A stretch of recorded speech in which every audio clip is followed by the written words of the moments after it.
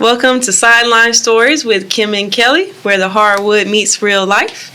This is episode 5. Can you believe we're on episode 5? No, not really. Yeah, I never thought I would be doing a podcast. Why? It's because I'm not much of a talker. It's just funny because Dad used to be like, y'all should go into broadcasting, He did. or you should be a commentator. I was thinking about we that used today. we used to look at him like, no. oh no, like what? Yeah, but So he called it. It's just kind of funny. Yeah, so I just never thought I would want to talk this much. But when you're a leader, you have to talk. So that takes us to today's topic, which is learning to lead. Yep. And Kym, do you remember the first time you had a leadership role? So when I was in elementary school, went to Britt David, and they have the student government association or whatever, and you run for different stuff. And I decided I love money, so I decided to run for treasurer. And I had to come up with this whole speech, and I remember me and Mom making posters. Yeah, I remember the poster. Yeah, I had money, and you had real money on the poster. Yeah, and it was just a lot. But my speech, we did it in the gym, and you had to say it in front of the whole school. The whole school, yeah, It was the whole school. Okay, and it wasn't a long speech, but I remember being so nervous. But at the end, I had one of my friends throw me a basketball, and then I spun it on my finger while I finished my last sentence. And then went and I dunked the ball on the short goal, and the whole crowd went crazy. And I was like, "Yeah, I'm winning treasurer." So that was my first, I guess, technically leadership role, because we really did. That's cool. We did a lot, and I remember going to Barnes & Noble with the other members of the team, the and officers. and we met, and we had to physically do do things. Cool. So Callie wants to run for president. It was pretty cool. You gotta help her. Okay. Yeah. We gotta make posters. Okay. That's coming up. I know. Yeah, that's coming up. They do it pretty early at Bruce. So be ready to help her, please.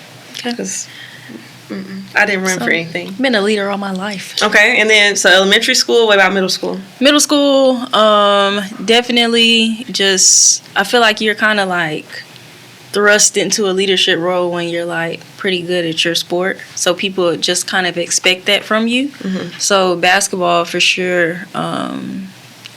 We couldn't play as 6th graders, which I was kind of mad about that. So I had to wait till 7th. That was a topic on Facebook the other day. Really? Yes, I think Kurt Simpson, he made a post about. Okay. I think they can play now. Yes, but they can. It's kind of off. But yes, back in our day, yeah, we couldn't. 6th graders couldn't play. Okay. So I had to wait till 7th grade to play. Of course, decent team. We ended up losing to East Columbus and Rothschild. But then 8th grade year, we ended up winning the whole city championship, and we had to play Marshall Middle School. It's not even middle school anymore, but we had to play Marshall Middle School. Okay. And I had to play against Ariel, Butts, and Toot. And honestly, I don't know. They might should have won, but I don't know. Well, we had some good Joy Iverson, Mimi Burgos. You used to come across half court. As soon as you cross half court, you shoot.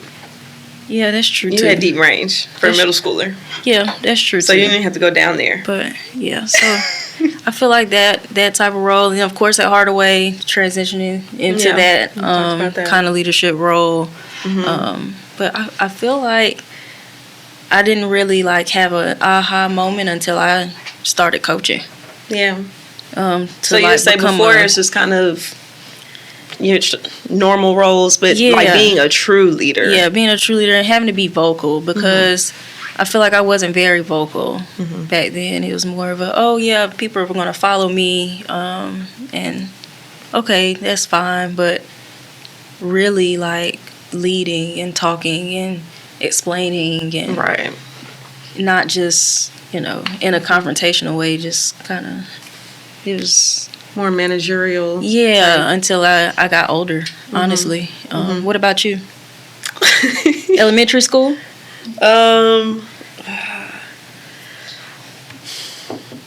When I tell you I did not like to talk, Yeah. I was very quiet. I barely talked in class. I just did my work.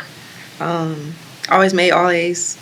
So whatever the overachiever, whatever the teacher asked me to valedictorian. do, that's what I was doing. I would just smile and just be in class. So turning into a leader really didn't happen for me until college, I would say. Probably like my sophomore year of college when I got to shorter. And I remember my assistant coach, Christy Brown, amazing lady. She really wanted me to be a vocal leader, and they just kept pushing me and pushing me and pushing me. You need to be the leader. You're the point guard. You hear that all the time. Yeah. But something that she said that stood out to me is, she said, "Well, Kelly, we're asking you to lead, but we need to do a better job of putting you in leadership positions and giving you opportunities to lead." So sometimes at practice, we would split up and we'd go against each other, but the coaches wouldn't coach us. So I would have a team and I would be in charge of my team, and then the other team would be in charge of themselves. So that was my first time ever seeing coaches do that, and I thought that was really cool. So definitely something we'll do in a harder way, because we're trying to mold them into leaders. But if you don't have the opportunity to lead, you'll continue to just follow whatever's in place. Right. And that makes sense. Whatever my coach told me to do, I always did, but I didn't always know how to take initiative and do things help on my own. other people do it too. Right, that. Yeah. So I learned that in college. So I think the really neat thing is that because we kind of learn things a little bit later, we get to teach other people and they get to learn it earlier. Sooner, yep. Right, which should be beneficial. So I'm always trying to put our girls, I say our girls, I don't say my girls, our girls now in positions to lead. And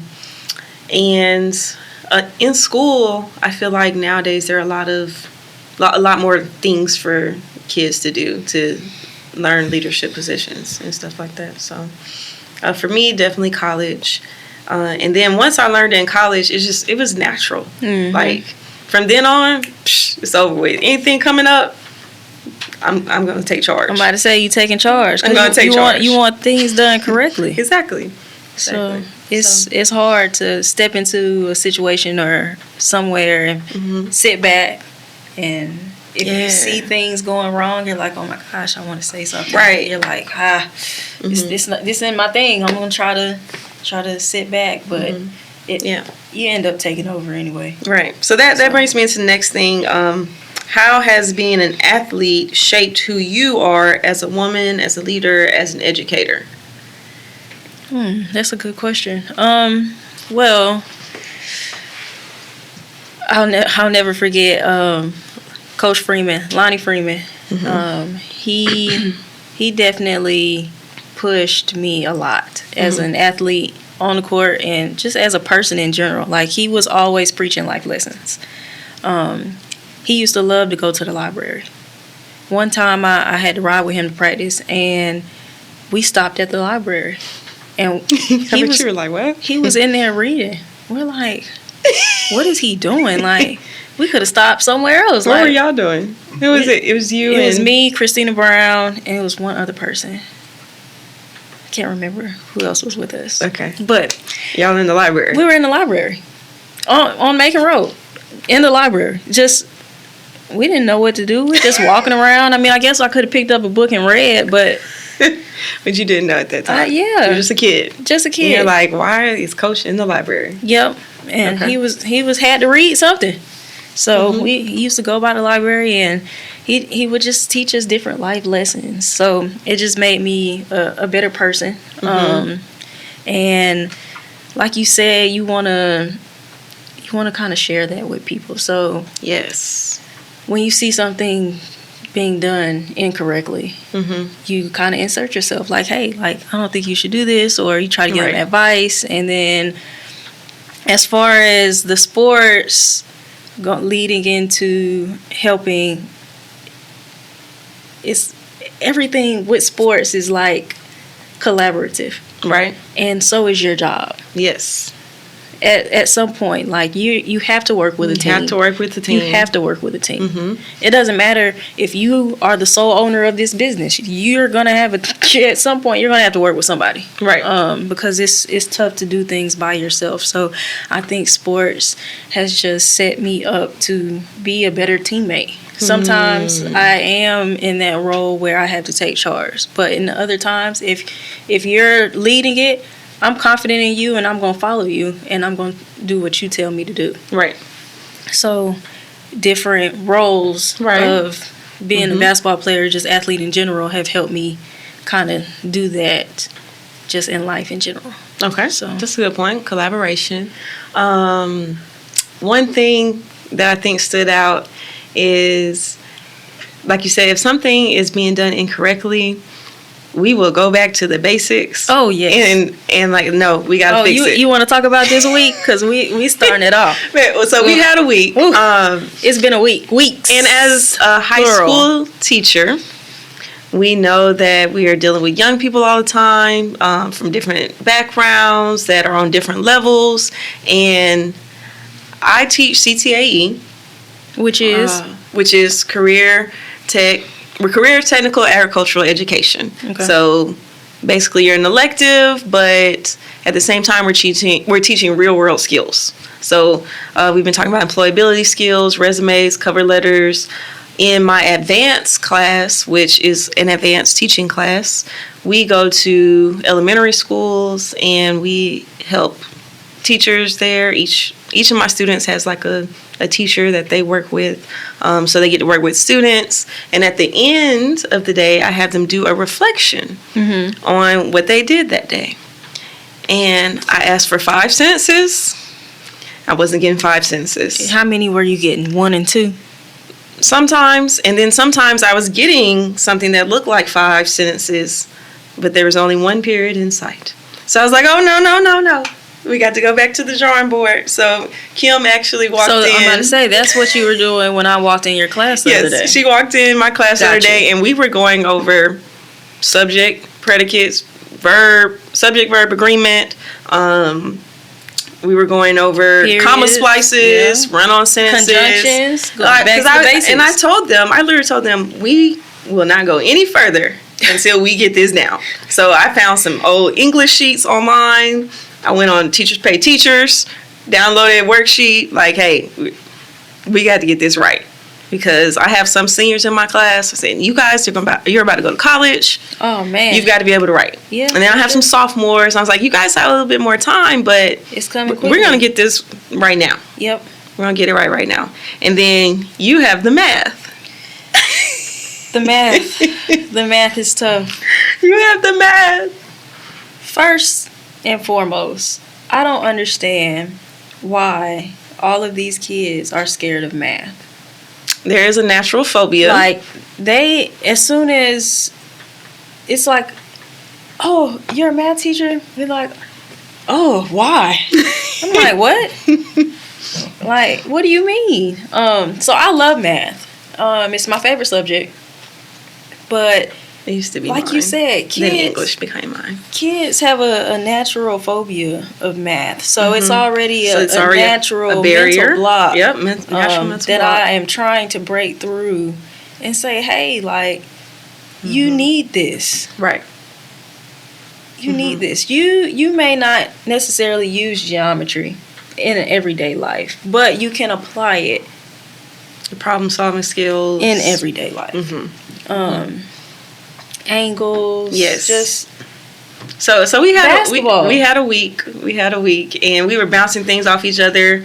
Some of the kids in my class are in her math class. Yep. And some of mine got done with their work early, and I was putting math problems on a little board. And I was like, hey, what's this?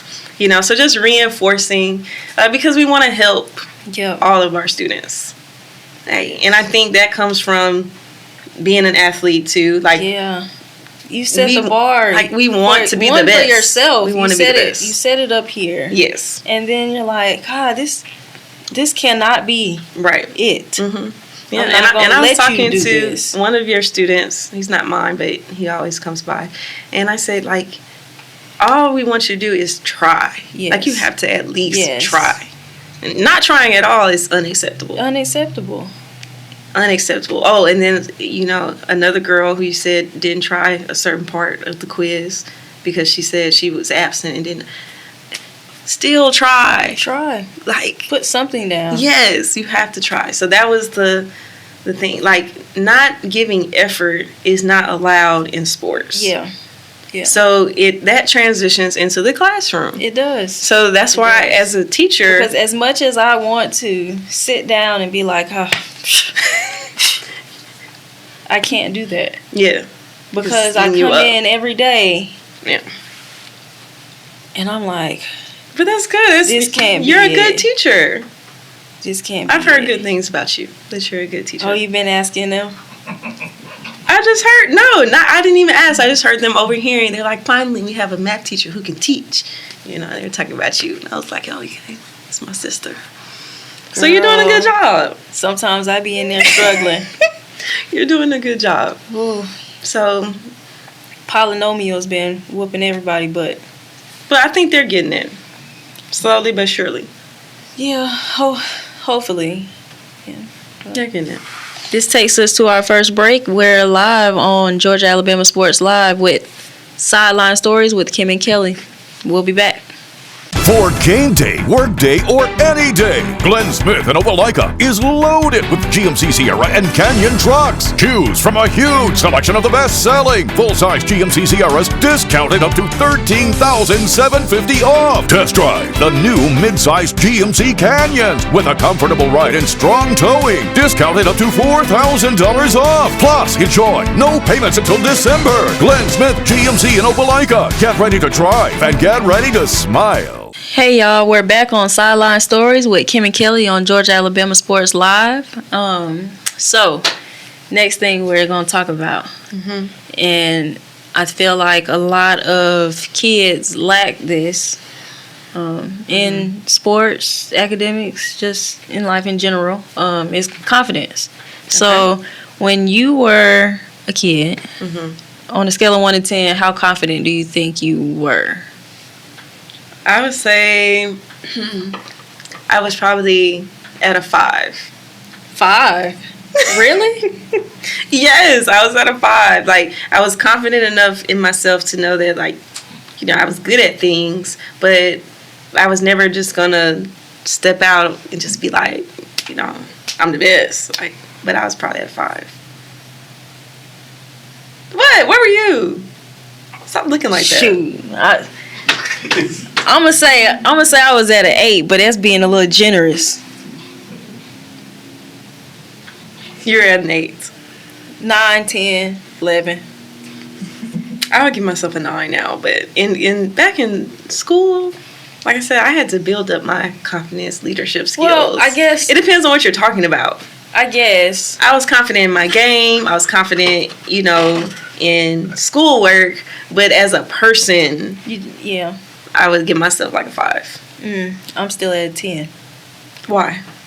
I mean, I feel like because of you. You're welcome. She had an older sister. So that went through. Being that I was everywhere you were, I knew a lot of older people. So when I go somewhere, people are like, "Oh, hey, Kym," like they knew. So They already knew you. yeah. So like I was like, Thought you were stuck. yeah, I'm cool. Like, and then I always have some type of shoes on, fresh fit or something. Got your J's. Yeah, got my J's on, forces, whatever. When Was hot back then. I don't know when Mom started buying you J's. Like, I don't know if it's because I didn't ask, but she never did that when I was in school. Okay, so She just like would buy something and I would wear it. oh yeah, no, that's not happening. I will say my fetish with shoes started with Stephanie Ramsey. Still. During travel ball AAU, she had all the shoes. And I was like, those are so cool. I want those. No. So at that point, I will never forget, Dad and Mom, they bought my first pair of J's were the Cardinal 7s. What grade were you in? Ooh, had to been sixth or seventh grade. That's crazy. And then from then on, and that's when J's were coming out every Saturday. My J's used to be $90 because I was in a kid size shoe. $90. That's not bad. Not bad, but every Saturday though. That's ridiculous. Almost every Saturday, a new retro was coming out, and on top of that, I was getting Forces and stuff like that. No. When I was in 5th, 6th grade, Mom was still buying our shoes from Sears. Sears. She the would store buy, that's not even around anymore. She would buy I don't know how you say it, Avias. Avia. Whatever, however you say it, it's like popular now, and everybody's posting it. And like, I got these shoes from Walmart, and I wear these shoes. Seriously? And I'm like, no, for real. Because That's crazy. They have different colors. And those are the shoes Mom used to buy us back in the day. Well, especially me. I don't know about you. That's crazy. I used to have those, a pair of K-Swiss. Oh, I had one pair of Reeboks. I guess it was bad, but I really didn't care. Yeah, you did. I didn't care. And nobody messed with me or anything. Because I ain't care. No, because, I mean, back then, it wasn't like a thing. Like, people weren't, like, looking you up and down like that. Like, I feel like they probably were, but... What they gonna say? I mean...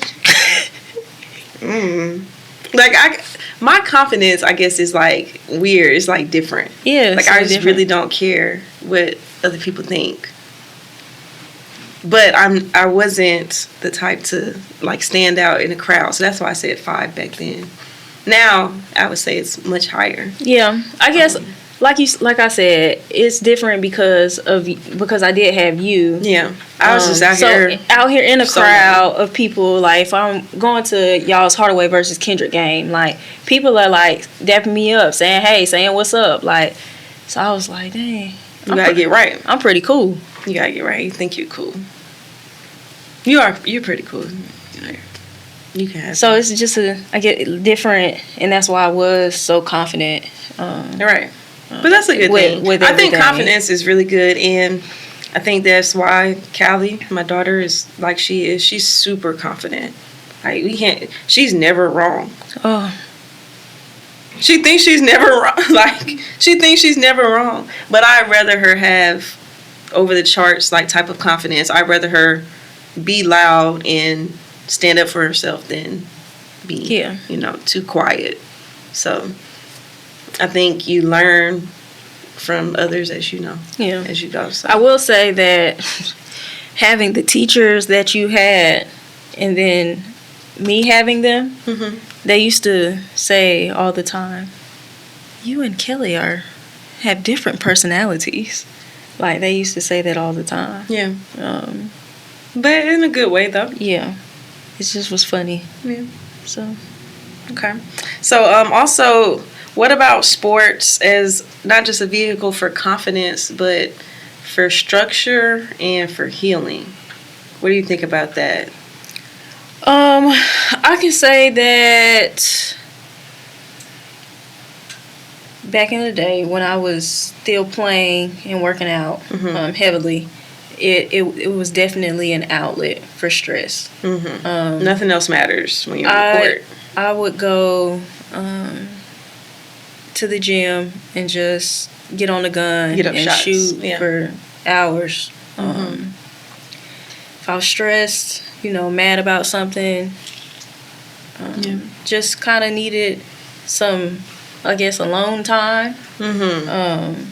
I would definitely use that as an outlet while playing. I agree. Yeah, it was definitely beneficial. Outside of that, listening to music mm-hmm. kind of resets me sometimes, or it might hype me up. Mm-hmm. But definitely resets. Like you always need that time, that kind of alone time to kind of regroup mm-hmm. with your thoughts. Okay, that makes sense. So some alone time is good. Okay, so throughout our journey, we talked about confidence, how basketball can be used as healing, but for us to get our confidence and get these leadership skills, somebody had to pour into us. So how important do you think mentorship is? Oh, definitely. And who would you say would be your mentors? Oh, it's a lot.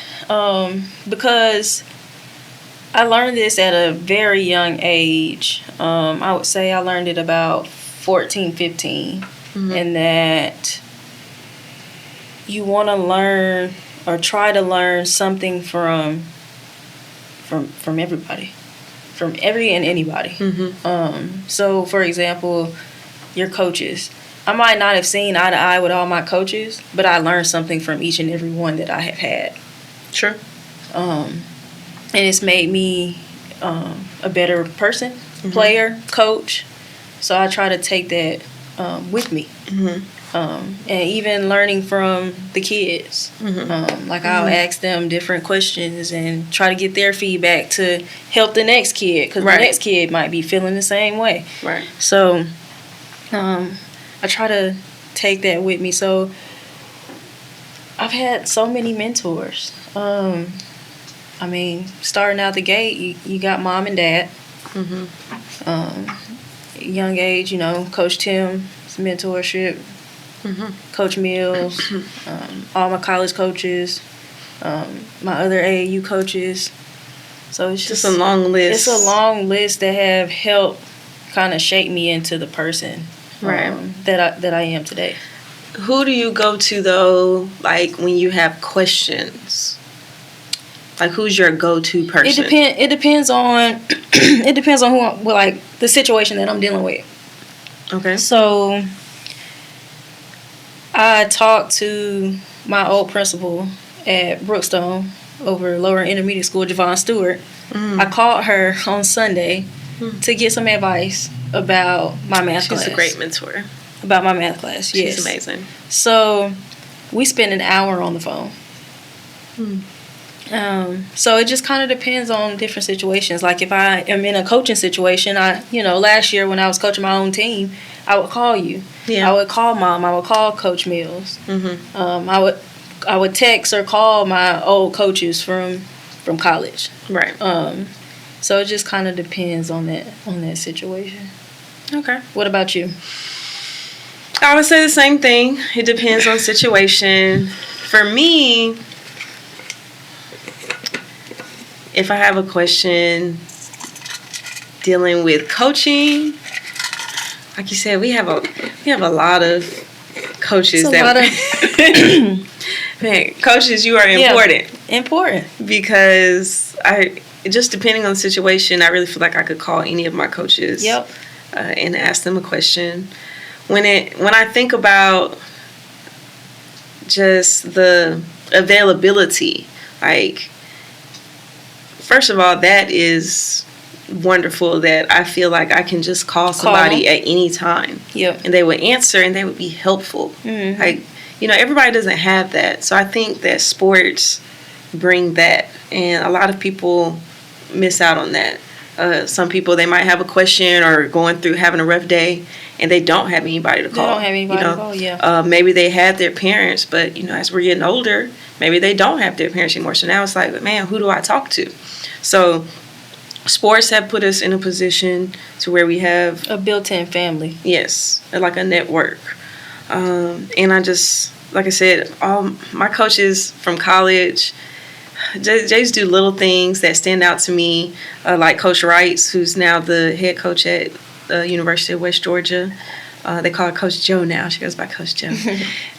She sent me, wrote me a letter when she first got her head coaching job, and it was just like, good luck, and you're doing great things. Sometimes she'll just text me randomly. That's like words of encouragement, and those things mean a lot to me. Yeah, for sure.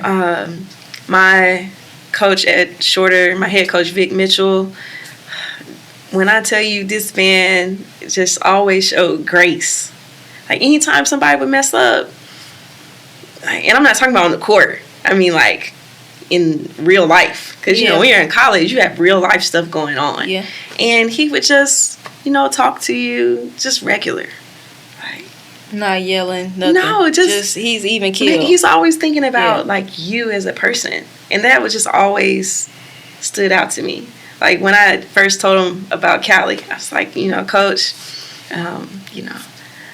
pregnant, about to have a kid, and his first reaction, because I was his assistant coach at that time, he was like, oh man, he said, you've just been holding on and dealing with that all by yourself. He's like, man, how are you doing? That was his first thing. Not like, oh, well, what do you plan on doing about basketball? He had nothing about that. He was just about, man, how are you feeling? How are you doing? That just blew my mind, because I just knew he was going to be like, mad. Oh, man. Like, well, not mad, but, if normally when you have kids, that changes things. Yeah, it does. So, especially your assistant college basketball coach. Exactly. And so, are you going to move home? What are your plans? Yeah. Well, no. So just getting that all the time, because it's just so important to be able to talk to people and for them to genuinely care about you. Like, I think that's the cool thing that I've learned from my mentors and my coaches. So building relationships, yes, is very important. Yes, and you're right. Like that's something I take pride in. Mm-hmm. Earlier today, I commentated a volleyball game against Brookstone and Pacelli, and of course, like I've coached or taught all of those players on that's crazy Brookstone's team, except a couple, but just seeing them, on the court and their progression was amazing. And then when I walked through the door, like they got excited to see me. Like I didn't, mean to stop their warm up, but they they came over to give me a hug. Like, so things like that are right. Because when you have good mentors, then you kind of become a good mentor. I think, and it just kind of trickles down, right? Yeah. I talked to one of my former players today. I was on the phone with Kavana. I was venting a little bit, because she texted me I had a long day. But she was, working, and she's doing her thing in the medical field, and she's going to graduate in a couple of semesters. So just anytime I get to talk to somebody that I coached, and they're telling me, hey, Coach, I'm proud of you. You're doing big things. I talked to Malika a couple weeks ago. She just got into another nursing program. Nice. So I had to write a letter of recommendation for her. She was like, thank you. I got the scholarship. And, just talking and having them excited about what's going on in their life and them wanting to tell me. Yeah. Like, out of all people, they wanted to tell me. KT just got a scholarship down at Fort Valley. So she was like, Coach, I just want to let you know, got this scholarship. And I'm proud of you. You deserve it. Right. Like, we really teach and coach some wonderful young ladies. Yeah. So just to see things going well for them, I think it makes me feel good. And I just want to try to continue that, Yeah, that's very insightful. So that's good. For sure. Well, this takes us to our last break before we head out of here. But you're watching Sideline Stories with Kym and Kelly on Georgia Alabama Sports Live. We'll be back. Imagine a life-changing injury. Imagine the fear and unknown. The Houston Clinic Sports Medicine Team, the only physicians in the area with advanced certification in orthopedic sports medicine, treats sports injuries with innovative techniques. The Houston Clinic has helped nearly 1 million athletes live without pain. Imagine getting back in the game. Imagine the best game of your life. The Houston Clinic Sports Medicine Team. And we're back. You're watching Sideline Stories with Kym and Kelly on Georgia Alabama Sports Live.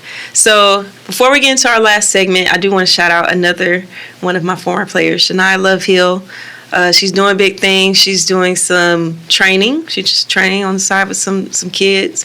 She's worked with Callie. Callie's pointing at herself in case she's worked with Callie. And a lot of other, young people in the area. And she's also starting her own, I on, I guess, YouTube type series, or video type thing. And it's called Center Court. And so she had me on there on Saturday. So I'm sure she'll start posting that stuff soon. So be looking out for that. And just really, really proud of her. She was really one of my first point guards. Yeah, for sure. Yeah, when I first started coaching, and we kind of had a love-hate relationship.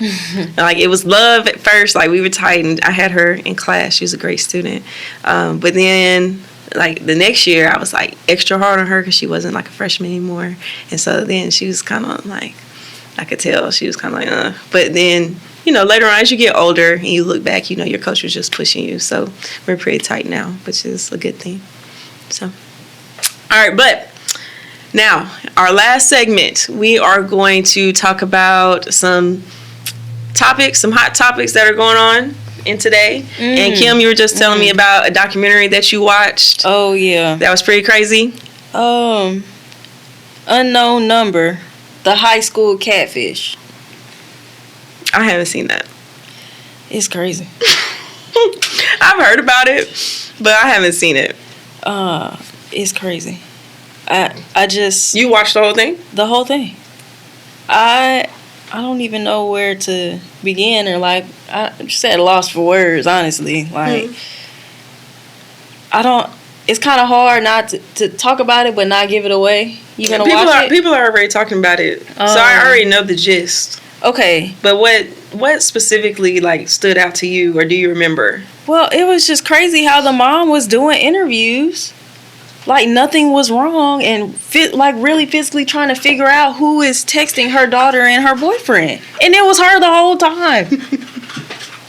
Yeah, that's on another level. See, that's what I'm talking about. Some people don't, have people they can talk to, because it's hard out here. And the girl, I'm going to be honest, she kind of looked like Paige Buckets. That's not her Paige Bucket. It's Buckers. I know, but I call her Paige Buckets because she get buckets. She gets buckets. Like, come on now, stop playing. Don't do my girl like that. Like Paige. She looks like Paige a little bit, and she's super into sports. She plays softball, basketball. Okay. Dang, she messed up her own kid. They couldn't figure out who was texting her and her boyfriend. Like, the messages that were sent were out of pocket. It was awful. So when they found out, did the mom just say, like... She was like... You caught me. Basically, FBI, you caught me. Like, and the dad was at work, so he had to come home, and he was so calm.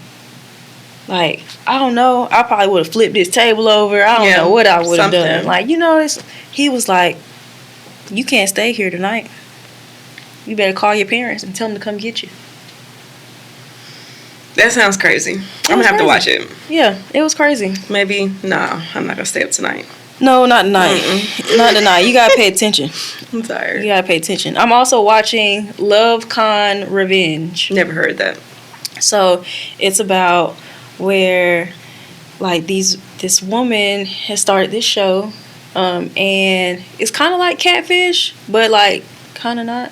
So she got extorted out of money from this guy she was dating, and like, she gave him her life savings.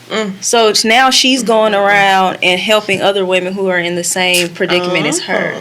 So the first episode, that guy, oh my gosh, it started off like, oh, I need, this as an investment, and I have this wellness center that I'm doing. And she gave him like $50K. But come to find out, he was doing it to a whole bunch of different women. So if you gave him $150K, I gave him $50K, somebody else gave him $50K. Like, he was just getting and it was crazy. That's insane. Come to find out, he was at the poker hall. That's insane. But they were able to bring him against charges because he was saying it was for, like, a business. Oh. And they got him on fraud. So they got him. Some time. So I'm on episode 2 now. Okay, that is kind of interesting. Yeah. Okay, you always keep me up on the shows. I haven't been able to watch anything. Yeah, all I hear is Callie playing 99 Nights in the Forest. 99 Nights in the Forest. What is that? It's a Roblox game. Oh, Roblox. And she's on FaceTime with her friends, talking at the loudest volume possible. Oh, I bet. At the loudest volume possible about, hey guys, you go get wood, and I'm gonna go get food. So they're building like it's like a whole little. It's like a campsite, and they have to like keep the fire. Like Walking Dead. They have to keep the fire going, or they die. They also have to eat periodically, or they die. And the goal is to like find like missing kids or something. She says based off a true story, like a documentary or something.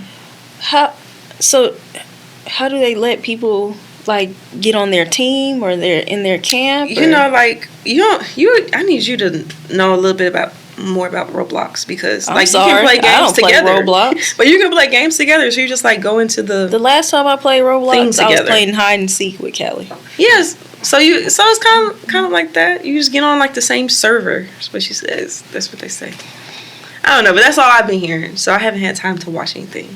So I think I'm gonna take her phone so I can so I can have a peaceful night. Yeah, that might be and then maybe I can watch something. I have another show for you to watch. Okay. It's not a documentary, but it's a really good show. It's called The Hunting Party. I heard about The Hunting Party. I don't know about it's that really one. It's really good. I don't know about that It's one. really good. She shouldn't watch it, but it's really good. I don't know about that one. The other ones seem a little more interesting to me. I like, real life type stuff. Oh, I think this is real life. I'm not putting anything past the government. Not me. Crazy. Not me. Crazy. Not me. Oh my gosh. Hey, that's a good show. Okay. Well, I'll try to catch I'm just saying. I'll try to catch on that. We'll see. So this wraps up episode 5 of Sideline Stories with Kym and Kelly. As you guys can see, we're rocking our All Faith No Fear shirts for Coach Maddox. Coach Maddox. So supporting him. Kelly has a shirt on too. We all got shirts. She wants to come get in the picture. Come on. Come get in the picture. There she is. All Faith, No Fear. Okay. So thank y'all for watching. This is Georgia Alabama Sports Live, and we'll see y'all next time.